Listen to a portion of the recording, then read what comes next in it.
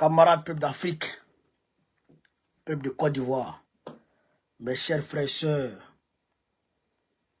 du Liptako Gourmand, chers camarades d'Afrique du Sud, du Nord, de l'Est, de l'Ouest, en passant par le centre, soyez salués en vos rangs, grades et qualités, mes chers camarades. Alors, je vais vous demander très rapidement de partager cette vidéo au maximum dans tout le groupe, de la mettre partout où besoin suffira, chers camarades peu d'Afrique. Cette vidéo est très importante. Partagez-la au maximum même. Voilà, faites monter le mécu.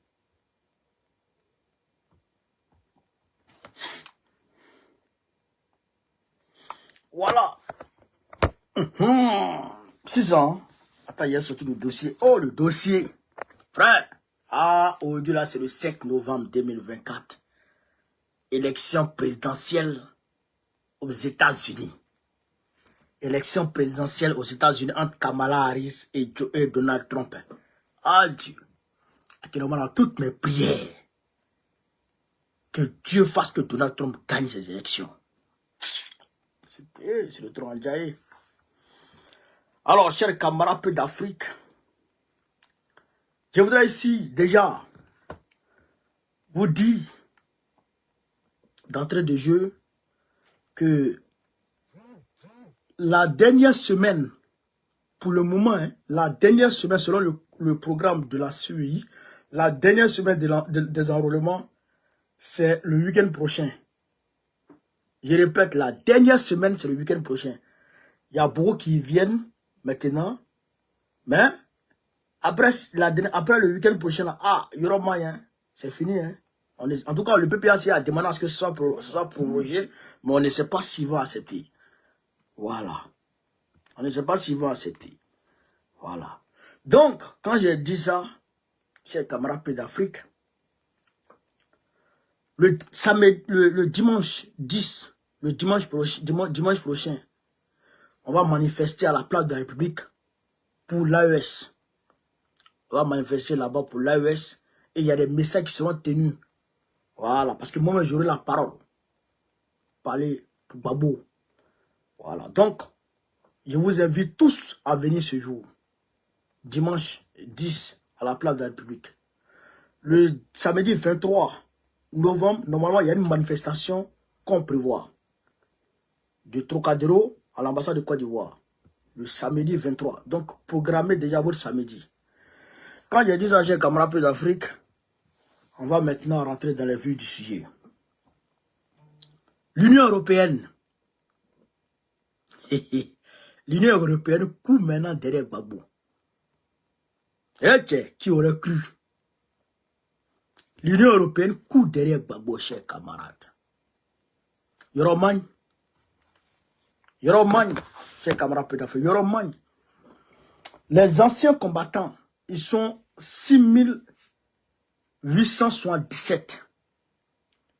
Les ex-combattants de la rébellion, les ex-combattants de la rébellion, ils sont 6877.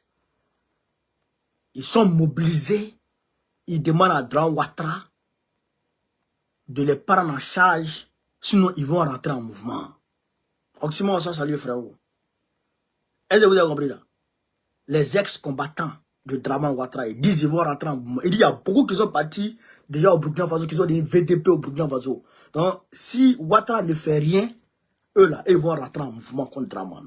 Ok, camarades d'Afrique, on va vous donner les lectures des choses ici. Et il y a la députée Zamblé qui a démissionné du groupe parlementaire, je dirais, du RADP. Elle est députée maire de, je crois, Konaïri. C'est ça, non? Goïtafla. Elle est députée maire de Goïtafla. Donc, on va y arriver. Au niveau de l'AES, il y a des informations aussi qu'on va vous donner. Voilà. Alors, chers camarades peu d'Afrique, Laurent Gbagbo est devenu maintenant fréquentable pour l'Union européenne. Vous voyez un peu? Vous voyez un peu les retombées des manifestations? Vous voyez un peu? Quand on vous dit allons manifester, sortez. Ça là, c'est grâce à notre manifestation. On peut dire c'est grâce c'est grâce aussi à notre manifestation devant l'Union européenne et devant la CPI. Vous comprenez ça? Quand on vous dit allons manifester, sortez, allez manifester. Mais quand on ne bouge pas, on n'obtient rien.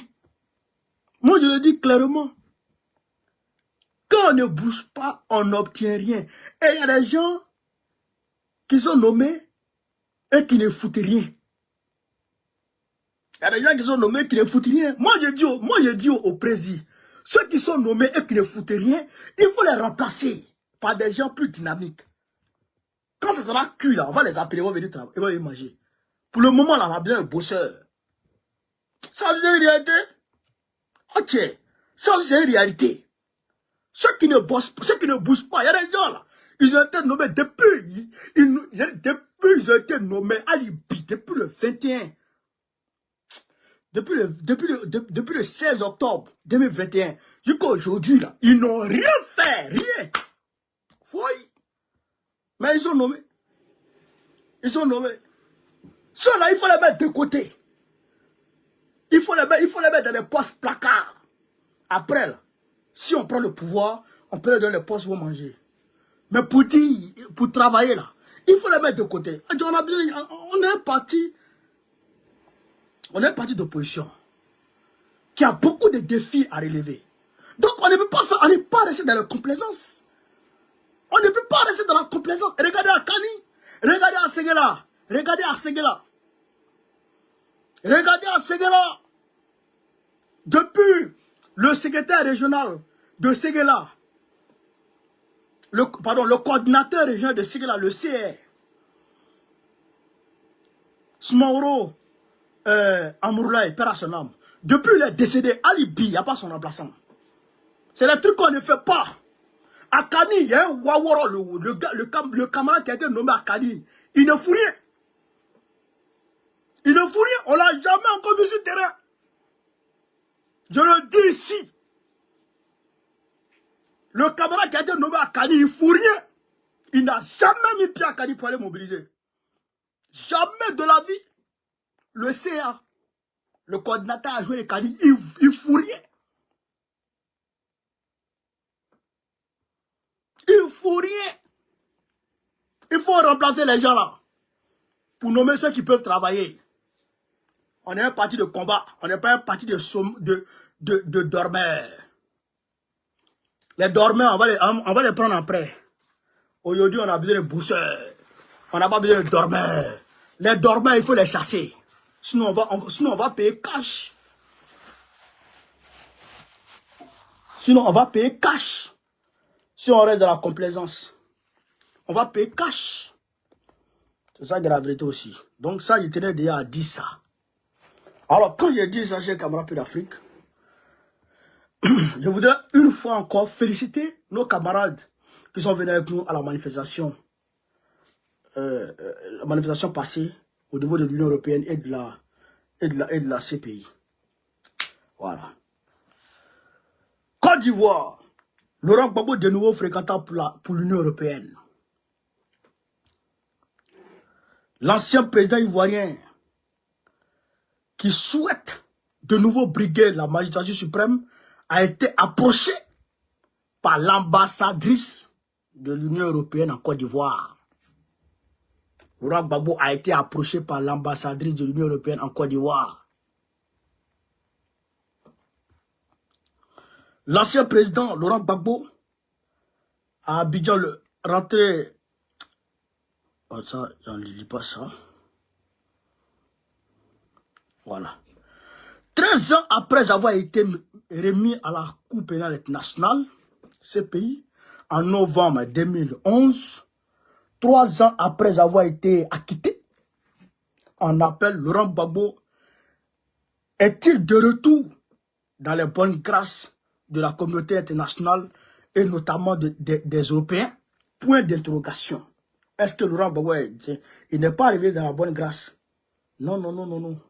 Sachez parler. Voilà, sachez parler. Il n'est pas dans la bonne grâce. C'est parce que vous voyez que si vous vous amusez à lui, vos intérêts sont menacés. Voilà. C'est parce que l'Union européenne sait que si elle s'amuse avec Gbagbo, ses intérêts sont menacés. Ça va péter. Voilà. Donc, eux, ils protègent les intérêts. Ils approchent Gbagbo pour parler avec Gbagbo, pour voir dans quelle mesure ils peuvent trouver un terrain d'entente avec le président Gbagbo. Voilà, pour voir. Selon nos informations, l'italienne Francesca Di Mauro, Francesca Di Mauro, la représentante de Bruxelles à Abidjan, a convié l'ancien président pour un échange avec les diplomates en poste en Côte d'Ivoire. Une invitation de déjeuner que Laurent Gbagbo a d'ores et déjà acceptée. La rencontre devrait avoir lieu mi-novembre, dans ce mois de novembre. Est-ce que vous comprenez? Il sera à cette occasion question de la situation personnelle de l'ex-président. Bon, tout ça là, vous ne savez rien de tout ça. Bref, voilà. Bref, vous ne savez pas ce qui sera dit là-bas, donc fermez vos gueules. Voilà. De l'information, c'est déjà bon. Donc, chers camarades peu d'Afrique, Laurent Gbagbo a été approché par l'Union européenne, par l'ambassadeur des États de l'Union européenne en Côte d'Ivoire, pour essayer de déjeuner à lui, pour parler à lui. Je vous rappelle que les Nations Unies elles-mêmes, Antonio Guterres lui-même, il avait déjà envoyé des émissaires pour aller rencontrer le président Gbagbo. Antonio Guterres lui-même a envoyé des émissaires pour aller rencontrer le président Gbagbo pour parler à lui. Pour parler à lui. Pour dire, mais Laurent Gbagbo, qu'est-ce qui se passe? L'ambassadrice Waworo des États-Unis qui est là-bas, là, elle-même, toujours, le président Gbagbo, il ne veut pas la recevoir encore. Parce qu'elle a son woué trop. André femme de Balthazar. André Balthazares. Donc son woué est trop. Donc le président Gbagbo dit, celle-là, je ne m'apprends pas trop d'elle encore. Sinon, elle-même, mes pieds pour rencontrer Gbagbo. Est-ce que vous comprenez ça? Donc, c'est l'Union européenne maintenant qui veut rencontrer le président Gbagbo pour parler avec lui. Pour voir comment est-ce qu'ils peuvent travailler dans la protection de leurs intérêts, dans la préservation de leurs intérêts. Est-ce que vous comprenez ça? Mais, le président Gbagbo, tel que je le connais, il ne va pas rentrer dans une démarche exclusive de préservation des intérêts de l'Union européenne. Non. Le président Gbagbo, il va poser son problème. Parce qu'il faut rappeler que c'est l'Union européenne qui joue la médiation entre Ouattara, entre le camp Ouattara et le PPACI. Ils sont déjà intervenus plusieurs fois pour faire la médiation. Donc là, ils vont parler. Le président Gbagbo va déposer son problème. Non. Si vous voulez qu'on puisse gérer à l'amiable le problème ivoirien, qu'il n'y ait pas de débordement, qu'il n'y ait pas de manifestation ici et là, ce qui serait mieux, c'est que, Ouattara lui-même, il ne soit pas candidat. Ça fait la première des choses. Deuxièmement, que lui, son nom, le président Gbagbo, son nom soit réinscrit sur la liste électorale parce que c'est une faute grave, inexplicable. Est-ce que vous comprenez ça? Donc, il faut déjà que son nom soit réinscrit sur la liste électorale. Deuxièmement,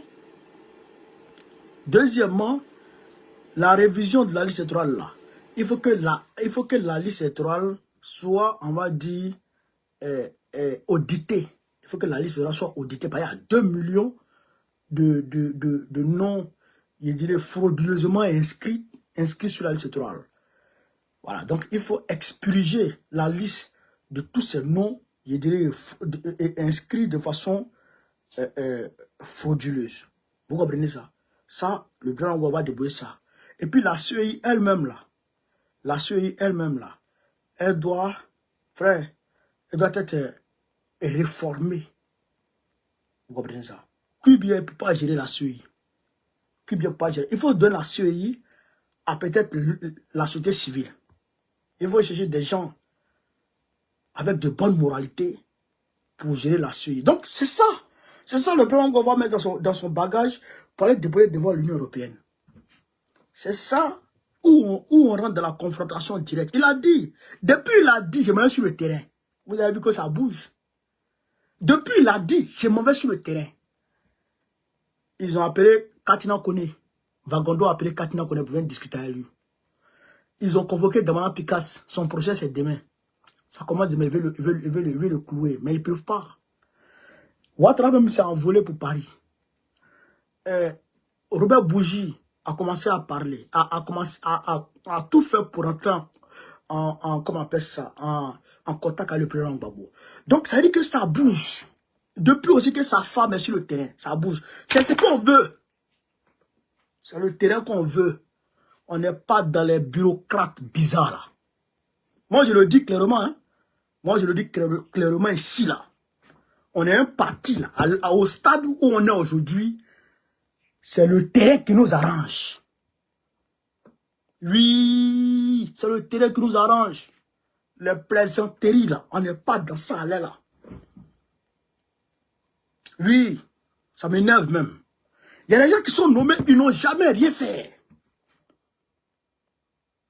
Oui, ils n'ont jamais rien fait et ils mettent les bâtons dans les roues des gens.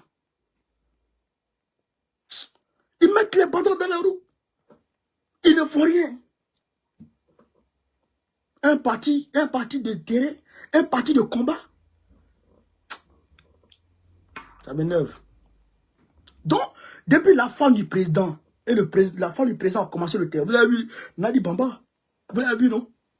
À Yopougon, elle a bé la salle. À Sogon, elle a bé femme là. Elle est trop aimée. Donc, elle est sur le terrain. Le président lui, il est sur le terrain. Il va prendre le terrain incessamment. Donc, l'Union européenne a peur. Et puis, ils ont vu que nous, on est partis chez eux là-bas. Parce qu'ils savent que ça commence toujours de la diaspora et ça descend au niveau national. Ça commence toujours de la diaspora et puis ça descend au niveau national. C'est ça qui est la vérité. Donc, voilà un peu, de ce point de vue, ce qu'il pourrait dire. Maintenant, l'Union européenne court derrière Gbagbo. Les institutions internationales, la communauté internationale court derrière lui. Mais il sait comment poser ses pions. C'est pas un plaisanterie. Il va pas faire les compromissions de fou là. Lui, c'est en fonction des intérêts du peuple. Où le peuple n'a pas ses intérêts, lui, il ne va pas là-bas. Vous allez voir, Gbagbo, trop confiance. Donc, camarades peu d'Afrique, coup de marteau. Quand vous entendez un coup de marteau là, ouais, vrai coup de marteau ici. Regardez. Ouais. Ça, c'est les représentants des 6887 ex-combattants délaissés par Draman Ouattara.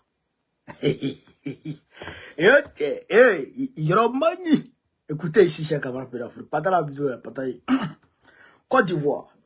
Depuis Bouaké, les ex-combattants se signalent. Si tu refuses ton propre couteau, quelqu'un d'autre va l'utiliser contre toi. Voilà ce que les ex-combattants disent d'abord. Des ex-combattants réunis le dimanche 3 novembre 2024 à la gare de Mbayakro, au quartier Sokoura à Bouaké, des ex-combattants des forces armées des forces nouvelles de Côte d'Ivoire ont interpellé les autorités sur leurs conditions de vie. Après leur participation à la crise militaro-politique qu'avait connue le pays, ils se disent royalement oubliés après avoir contribué à instaurer un climat de paix. C'est pas un climat de paix que vous avez instauré, c'est Draman que vous avez déposé à la tête de la Côte d'Ivoire. Autour de leur président Diakité Aboudou, Diakité Aboudou, ses ex-combattants, à travers une déclaration, ont mis en exergue leurs souffrances et invité les autorités avec à leur tête le président Alassane Ouattara à se pencher sur leur situation. Camarades d'Afrique, écoutez. Je m'adresse à notre président de la République, Alassane Ouattara. Les ex-combattants souffrent depuis 2017. Ça ne va pas. On ne travaille pas. Nous sommes abandonnés par tout le monde. Si on cherche travail et on sait que nous sommes des ex-combattants, on ne trouve pas. Nous sommes humiliés chaque jour, chassés dans les maisons. Les anciens boxeurs sont payés par moi. Les anciens footballeurs sont payés par moi. Les anciens chanteurs sont payés par moi. Et les ex-combattants, quand on parle, on nous frappe, on nous emprisonne. Souvent même, nous sommes assassinés. Quelle maltraitance que nous n'avons pas eue. Sapeur-pompier est vide. Eau et forêt aussi est vide. Même dans la police municipale, nous pouvons intégrer. Aujourd'hui, les ex-combattants ont décidé d'entrer au Burkina Faso pour prendre arme pour devenir VDP AES. J'ai des preuves sûres. Je suis prêt à répondre partout. À l'aller-rabat. Il y a 9 ex-combattants qui sont rentrés au Burkina Faso. À Wongolo, Diawala, Ferke, Man, Boaké, Abidjan. Je ne parle pas dans le vide. J'ai des preuves sûres. Il dit il y a des ex-combattants qui sont rentrés au Burkina Faso pour devenir VDP. Moi-même, j'ai fait la prison 2 fois. Ma première arrestation, le 1er novembre 2017. J'ai été libéré le 10 août 2018 par grâce présidentielle. Ma deuxième condamnation était le 10 décembre 2018. Incarcéré à la Maka et libéré le 28 décembre 2022. 4 ans plus 1 an, ça fait 5 ans d'emprisonnement. Tout simplement parce que j'ai revendiqué. Tout ce que je peux dire à notre président, si tu refuses ton propre couteau, quelqu'un d'autre va prendre pour utiliser contre toi. Il n'y a rien à faire. Ah non, Yoromani. Je vous rappelle, en 1999, quand les militaires ont réclamé leur argent à Pédié, ils voulaient payer au coût de la réunion de PDCI. Il y a des gens qui se sont imposés que si Bédié paye, ils vont démissionner. Mais quand les militaires ont commencé à tirer, Bédié s'est retrouvé seul à l'aéroport. Où étaient les politiciens? En bas du lit, certainement. En bas du lit, certainement. Souvent, c'est bien de se conseiller soi-même. Les politiciens du RDR, 95% n'ont pas été honnêtes avec nous. Le RDR est devenu RDR Orange.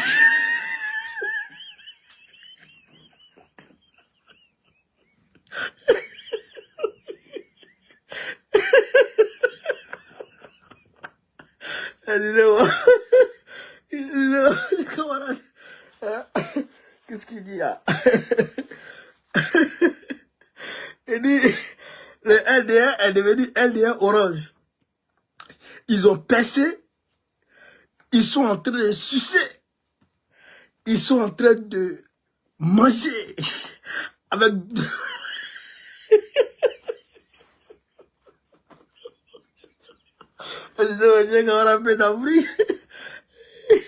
Attendez d'abord, on va se calmer. On va se calmer. On va se calmer. On va se calmer. Hein? Le ND Orange. On va se calmer un peu d'abord. On va un peu d'Afrique. Pendant la vidéo,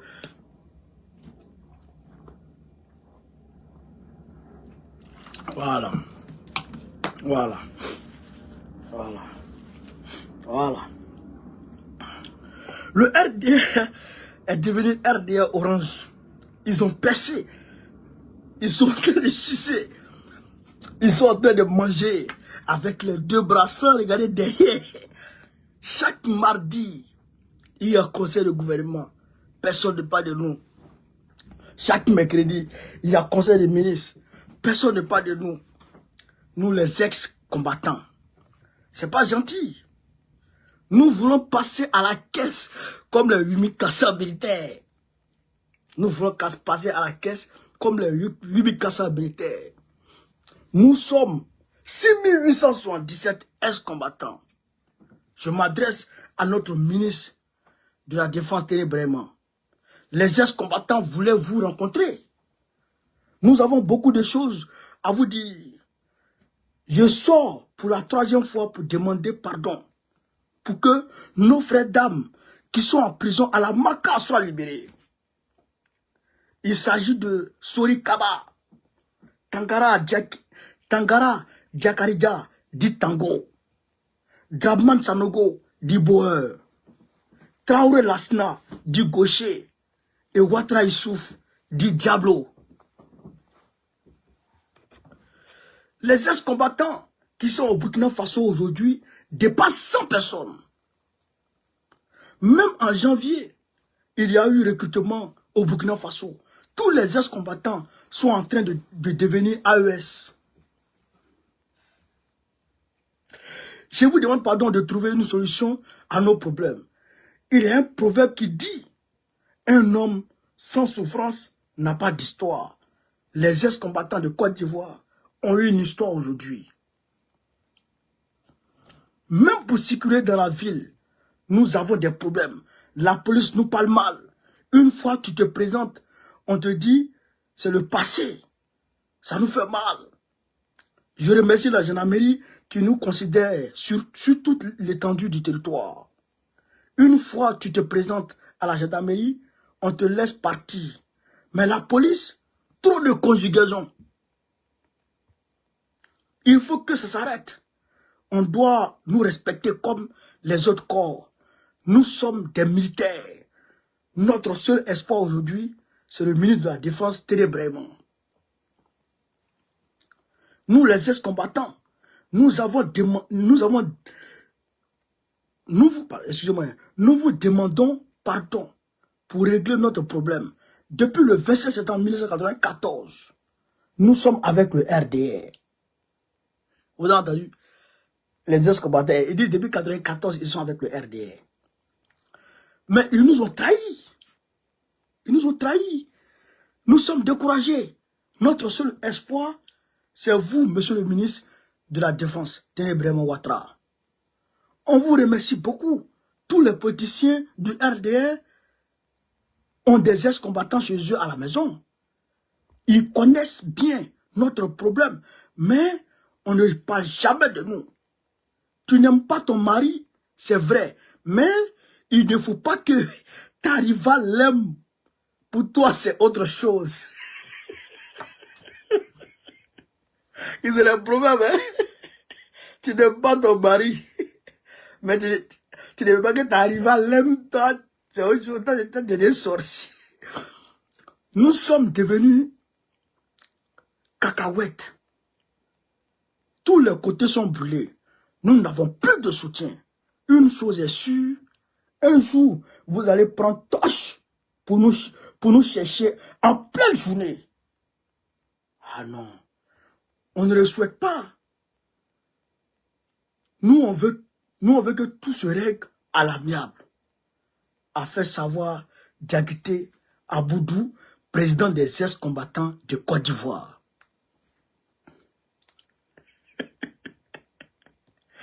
Diakité Aboudou, président des ex-combattants de Côte d'Ivoire. Si tu rejettes ton couteau, quelqu'un d'autre peut l'utiliser contre toi. Si tu refuses ton propre couteau, quelqu'un d'autre peut l'utiliser contre toi. Et dit, il y a 100 personnes, il y a 100 ex-combattants qui sont liés à rentrer au Burkina Faso, qui sont des VDP. Okay.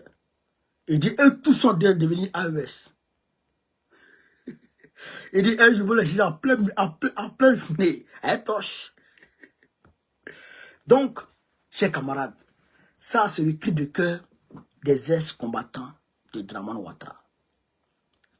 Ceux-là, ils disent qu'ils sont 6877. Et eux aussi, ils veulent leurs 12 millions, 12 millions. Ils veulent leurs 12 millions, 12 millions. Comme les 8400. Ils n'ont pas reçu l'argent. Est-ce que vous comprenez? Donc, Romagne.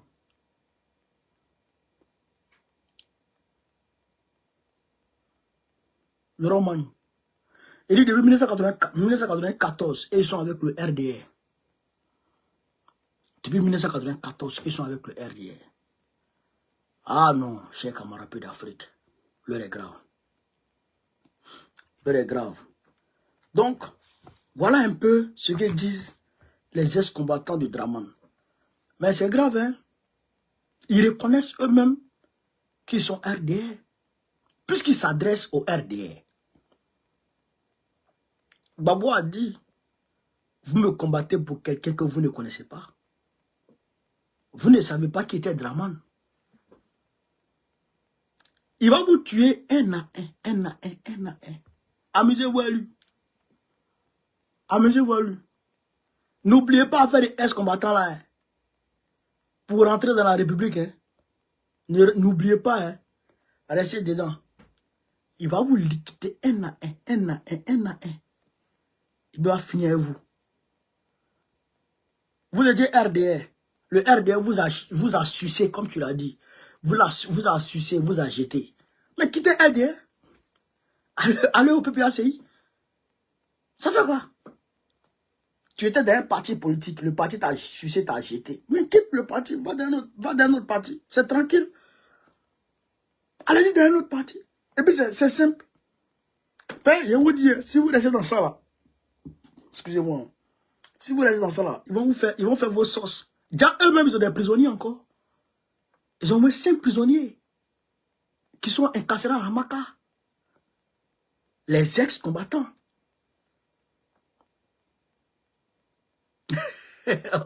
Oxymore, on les héros, mais dit, oh, le PAC, pardon. Hein? Ouais. Ouattara, c'est pas la peine, hein. Si vous jouez Ouattara, c'est un sanguinaire. Ouattara, c'est un sanguinaire fin. Donc,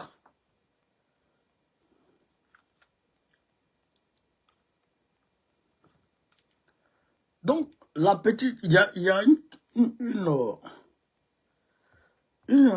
députée, oh, j'ai oublié, c'est pas grave. Je vais en parler demain.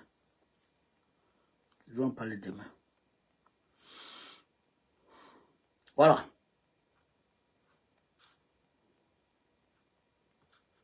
Voilà. On voit sur la toile de ces temps-ci affaire des Libanais.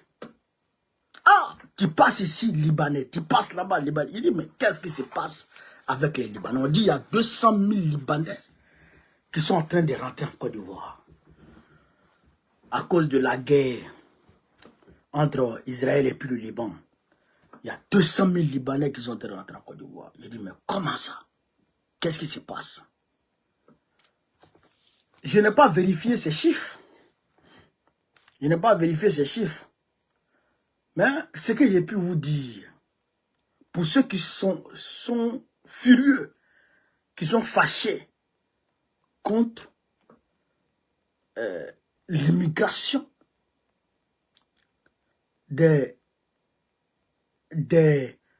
comment on appelle ça, des Libanais vers la Côte d'Ivoire,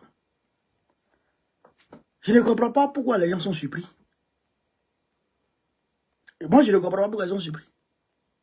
C'est aussi compliqué, hein. Tu sais, quand tu apprends les coups à un vieux qui fait coup du soir, quand tu lui dis bon, ah, bah, et qui n'arrive pas à répéter, bon, pour toi, il est nul, mais il ne connaît pas. C'est pas qu'il ne connaît pas, il n'arrive pas à répéter. Donc, quand je vois ça, je dis c'est parce que les gens Ils ne savent pas ce qui se passe dans cette affaire de Libanais, qu'ils ont du mal à comprendre et qu'ils s'insurgent. On dit il y a marche, on dit il y a une manifestation à Abidjan le 8 novembre par rapport à ça. Je vais vous dire une chose.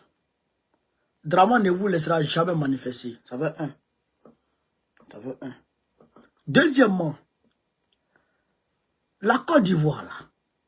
La Côte d'Ivoire est aujourd'hui un territoire d'outre-mer de la France. Même la Kanaki, on va dire, fait preuve d'indépendance vis-à-vis de la France que la Côte d'Ivoire. Même la Martinique fait preuve d'indépendance vis-à-vis de la France que la Côte d'Ivoire. Ah, vous comprenez ça? La Côte d'Ivoire aujourd'hui appartient à la France. Ça, c'est indéniable. Aujourd'hui, la Côte d'Ivoire d'aujourd'hui appartient à la France. Alors que le Liban, là, c'est comme un territoire français. Le Liban est comme un territoire français. C'est-à-dire que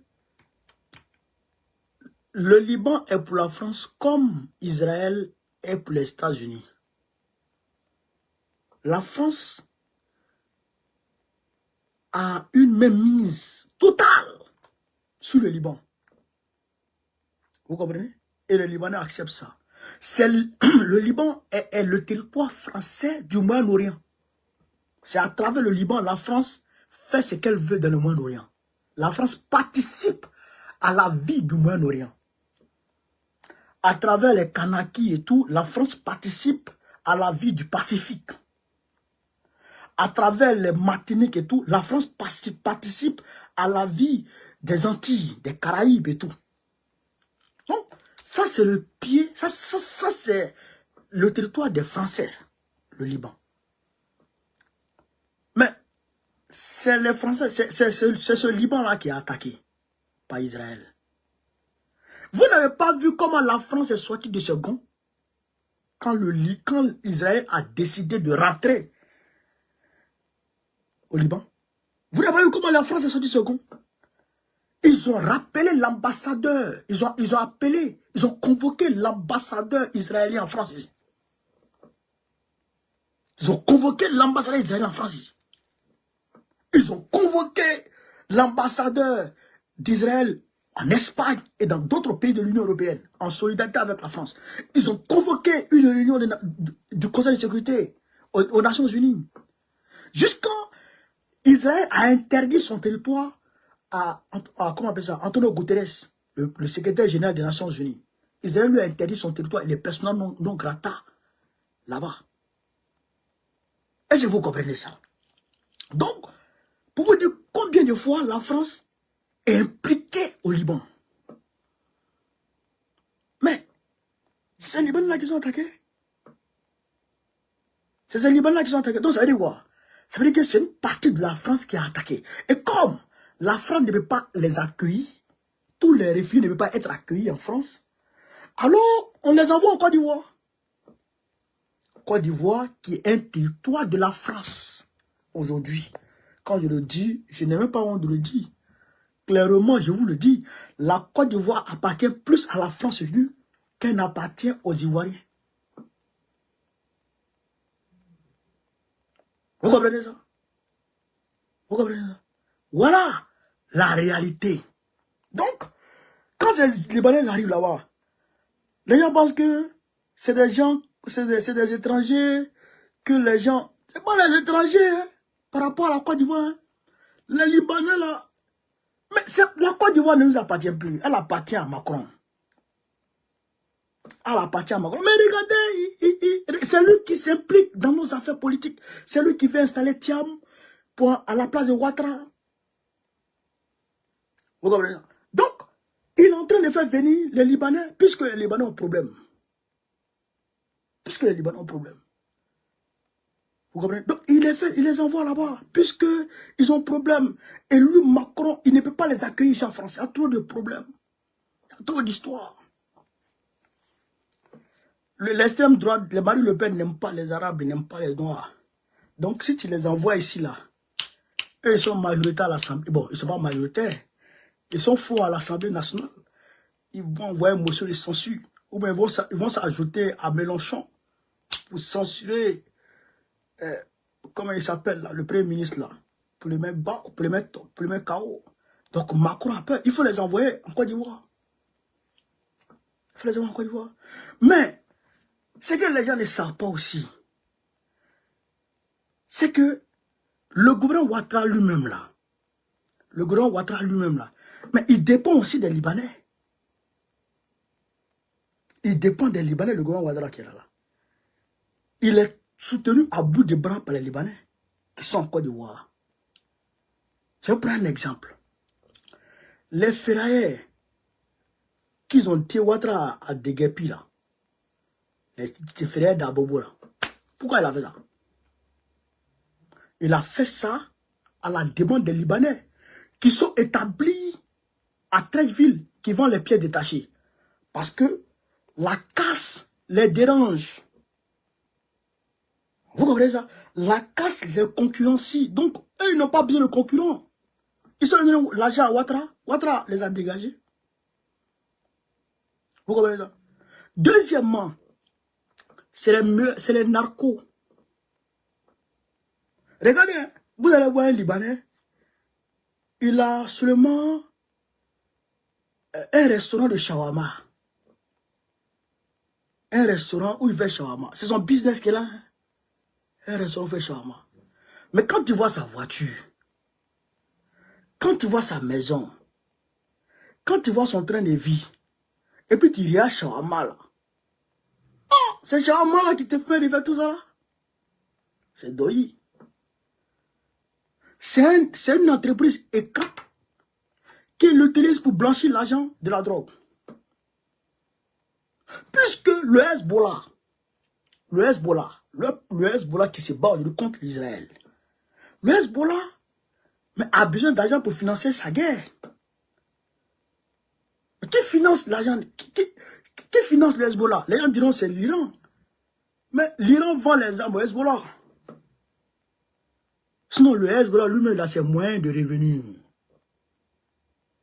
Le Hezbollah lui-même, il est dans le business de drogue. Vous comprenez ça? Il y a suivi un documentaire de la DEA sur ça. Mais l'argent de la drogue du Hezbollah, là, mais où on blanchit ça? On blanchit ça chez nous, dans nos pays. Tu vois un Libanais qui descend en Côte d'Ivoire, il est gai. Il ouvre un magasin. Et puis tu regardes son train de vie. Et puis tu ne comprends pas. Est-ce que vous comprenez ça? Donc, les Ouattara là dépendent de ça. Mais vous savez que Ouattara c'est un narco. Ouattara c'est un vendeur de drogue. Donc c'est des amis. Regardez le baron de la drogue qu'ils ont arrêté à San Pedro. Où il y a eu beaucoup d'implications de policiers et tout. C'est un quoi? C'est un Libanais. C'est un Libanais. C'est les vrais narcos en Côte d'Ivoire. C'est les vrais narcos. Donc, ils tiennent le gouvernement de Côte d'Ivoire en main à travers le trafic de drogue et consorts. Ça fait un. Deuxièmement, ils tiennent le gouvernement de Côte d'Ivoire à travers leur affiliation à la France. Vous comprenez, non? À travers leur affiliation à la France, ils tiennent le gouvernement de Côte d'Ivoire. Donc, vous pouvez lutter contre ces gens-là. Vous pouvez lutter contre ces gens-là. Vous ne pouvez pas lutter contre ces gens. Ils sont trop puissants. Leur réseau est trop puissant. Pour lutter contre eux, il faut descendre Draman. Pour lutter contre eux, il faut descendre. Draman qui ne résiste pas devant l'argent. Il ne résiste pas devant l'argent. Quand tu lui tailles, il prend. Mais Ibrahim Traoré l'a dit ici. Il y a des Libanais qui sont tentés de le corrompre. Ils voulaient récupérer un hôpital du Burkina Faso. Ils ont proposé, je crois, 2 à combien de milliards. Ibrahim Traoré a refusé. Mais si tu ne peux pas refuser, ils vont te tenir. Ils tiennent Draman. Ils le tiennent. Et c'est la même chose. Quand la question de Woubi a commencé, je suis sorti après. J'ai dit, ça ne va aller nulle part. Parce que le gouvernement Draman Ouattara ne peut pas aller contre eux. Mais aujourd'hui, le temps m'a donné raison. J'ai dit ce jour, si Draman Ouattara a pu prendre une loi pour interdire ça, j'arrête la politique. Il ne peut pas. Il ne peut pas. Vous comprenez ça? Il ne peut pas. Donc, les Libanais là, ils viendront par milliers, par centaines de milliers, par millions. Et puis, il n'y aura rien. Et puis, d'ailleurs, même si vous ne faites pas attention, il va vous faire sortir pour les faire des... Ils vont construire des maisons pour eux, puis ils vont les loger. Et puis, il n'y a rien qui a sorti dedans. Oui, il n'y a rien qui a sorti dedans. Voilà. C'est pourquoi on vous dit, allez vous faire enrôler. Préparez-vous à prendre la rue. Préparez-vous à prendre la rue. Mais les Ivoiriens, ils sont prompts à bavarder sur les réseaux. Ils sont prompts à bavarder dans les salons. Mais jamais tu ne vas les voir dans les luttes. Tant que vous serez dans ça, vous allez toujours pleurer. Tant que vous serez dans les victimisations, dans les indignations incessantes, dans l'inaction, vous allez toujours pleurer. Vous allez toujours souffrir. Vous allez avoir crise cardiaque toujours dans vos maisons. Pourquoi les gens parlent à peur? Pourquoi tu parles à peur de l'être humain? Et on est là, on adore Dieu. Oh, Dieu il est fort. Oh mon Dieu. Oh mon Dieu. Mais tu adores Dieu. Tu as confiance en Dieu. Tu aimes Dieu. Et tu as peur de l'homme. Donc Dieu te protège la nuit, mais il ne va pas te protéger contre l'homme. Hein? Non, mais quand même, il faut essayer de sortir de la peur. Est-ce que vous comprenez ça? Il faut essayer de sortir de la peur. Ça, c'est très important. Voilà. Donc, quand j'ai dit ça, cher camarade de l'Afrique, le ministre de la Défense israélienne, Yoav Gallant, a été limogé. Est-ce que vous comprenez ça? Le ministre de la Défense a été limogé aujourd'hui. Netanyahou a limogé beaucoup de ministres. Les gens ont commencé à manifester à Tel Aviv contre ça. Mais Netanyahou a peur. Parce que si Trump arrive, c'est pas bon. Donc, je pense que il sent que Trump va gagner les élections. Donc, il faut très rapidement changer les choses pour préparer l'après Biden. Donc, je pense que c'est ça qui est en cours là. Donc, chers camarades d'Afrique, voilà. Damiba a été radié. Damiba a été radié des armées du Burkina Faso avec plusieurs officiers. Plusieurs officiers supérieurs ont été radiés. Parce que si tu entends que tu veux faire coup d'État, c'est parce que tu es dans... C'est parce que tu as encore un numéro matricule. Mais si tu n'as plus de matricule, et que tu veux faire coup d'État, c'est que tu es considéré comme un mercenaire. Et tu seras traité comme un mercenaire. Voilà, donc, je voudrais vous donner ça comme information. Damiba a été radié des forces armées du Burkina Faso. Lui et puis plusieurs officiers. Voilà. Ibrahim Traoré a pris un décret. Vous tous barrés. Voilà. Donc, chers camarades, voilà un peu ce que je voulais vous dire ce soir. Je voudrais vous demander de continuer à partager, continuer à propager la vidéo. Sur ce, vive l'Afrique libre, vive le panafricanisme, vive le peuple panafricain. Gbagbo, président du Conseil en 2025, Inch'Allah. On est ensemble.